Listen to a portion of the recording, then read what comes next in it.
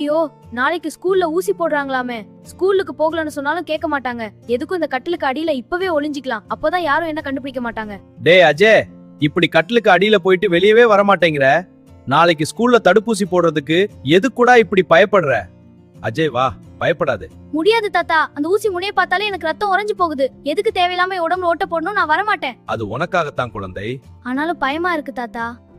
அடடா, இது ரொம்ப நல்லா இருக்கே. நீயாவது கட்டிலுக்கு அடியில தான் இருக்க. ஒரு 200 வருஷத்துக்கு முன்னாடி நம்ம ஊர்ல இருந்திருந்தா ஊசிக்கு பயந்து ஊரில் இருக்கிற தென்னை மரத்து மேல ஏறி உட்காந்துருப்ப. ஏன்னா அப்போ மருத்துவ முறையே அப்படி. ஏன் தாத்தா, அப்போ ஊசி அவ்வளோ பெருசா இருக்குமா? ஊசி பெருசா இருக்குமோ இல்லையோ, அப்போ இருந்த ட்ரீட்மெண்ட் ரொம்ப கொடுமை. மிஷினரிகள் வர்றதுக்கு முன்னாடி யாருக்காவது ஒரு காய்ச்சலோ இல்ல அம்மையோ வந்தா அது கிருமியால வருதுன்னு யாரும் சொல்ல மாட்டாங்க.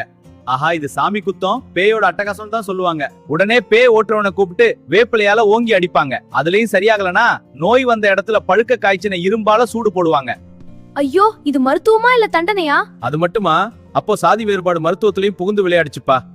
வைத்தியர்கள் வசதியானவங்களுக்கும் மேல் சாதியினருக்கும் மட்டும்தான் வைத்தியம் பார்த்தாங்க. எளிய மக்கள் நோய் வந்தா மருந்தின்றி தவிச்சாங்க. காலரா பெரிய அம்மை வந்தா ஜனங்க கொத்து கொத்தா செத்து மடிவாங்க. விதி முடிஞ்சு போச்சுன்னு விட்டுடுவாங்க. அப்போ பெண்கள் நிலைமை எப்படி தாத்தா? அது இன்னும் மோசம். அந்த காலத்துல ஆண்கள் மட்டும்தான் டாக்டரா இருப்பாங்க. நம்ம நாட்டு கலாச்சாரப்படி பெண்கள் அந்நிய ஆண்கள் கிட்ட முகம் காட்ட மாட்டாங்க. இதனால பிரசவ நேரத்துல லட்சக்கணக்கான பெண்கள் ஒரு டாக்டர் கூட இல்லாமயே இறந்து போனாங்க. அப்புறம் இந்த குஷ்டரோகம் வந்தா அவ்வளவுதான், உயிரோட இருக்கிற பிணன்னு சொல்லி அவங்கள ஊரை விட்டே துரத்திடுவாங்க. அவங்க பாவம் செஞ்சவங்கன்னு சமூகம் ஒதுக்கி வச்சிடும். அப்புறம் எப்படி இதெல்லாம் மாறுச்சு? அப்போதான் கிறிஸ்தவ மிஷனரிகள் இந்தியாவுக்கு வந்தாங்க. அவங்க சும்மா வரல, வெளிநாடுகள்ல இருக்கிற மெடிக்கல் காலேஜ்ல நல்லா படிச்சுட்டு வந்தாங்க. அவங்க தான் முதல்ல சொன்னாங்க, தம்பிகளா இது சாபம் இல்ல, கிருமிகளால வர்ற வியாதின்னு அறிவியல் உண்மையை புரிய வச்சாங்க. அவங்க தடுப்பூசியை கொண்டு வந்தப்போ மக்கள் உன்ன மாதிரியே விஷத்தை ஏத்துறாங்கன்னு பயந்துட்டு ஓடுனாங்க. அப்புறம் அவங்கள எப்படி பிடிச்சு ஊசி போட்டாங்க? மிஷனரி டாக்டர்கள் செம புத்திசாலிங்க. அவங்க என்ன பண்ணாங்க தெரியுமா? பயப்படாதீங்க, இதோ பாரு, முதல்ல என் குழந்தைக்கே இதை நான் போடுறேன். அவங்க வீட்டு குழந்தைகளுக்கே போட்டு காட்டி பயத்தை போக்கினாங்க. அப்போதான் மக்களுக்கு நம்பிக்கை வந்துச்சு. எளிய மக்களுக்கு மருந்துகளை இலவசமா கொடுத்தாங்க.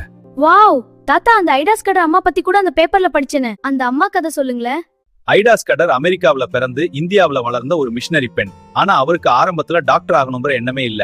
அமெரிக்கா போய் கல்யாணம் பண்ணிட்டு செட்டில் ஆகணும் தான் நினைச்சாங்க. அப்புறம் என்ன ஆச்சு தாத்தா? அப்போ அவங்க அப்பாவை பார்க்க இந்தியா வந்தப்போ ஒரு ராத்திரி நடந்த சம்பவம் அவங்க வாழ்க்கையே மாத்திடுச்சு. என்ன தாத்தா ஆச்சு? அன்னைக்கு ஒரே ராத்திரியில 3 பேர் ஐடாஸ் கடர் வீட்டு வாசலுக்கு வந்து கதவை தட்டினாங்க. ஒருத்தர் ஒரு சின்ன பையன், அவர் ஒரு பிராமணர், அவருக்கு 16 வயசு. அவங்க மனைவிக்கு பிரசவ நிலைமை ரொம்ப மோசமா இருக்குன்னு அழுதாங்க. ஐடா அவங்க கிட்ட, நான் மருத்துவர் அல்ல, என் அப்பா தான் மருத்துவர் இருக்க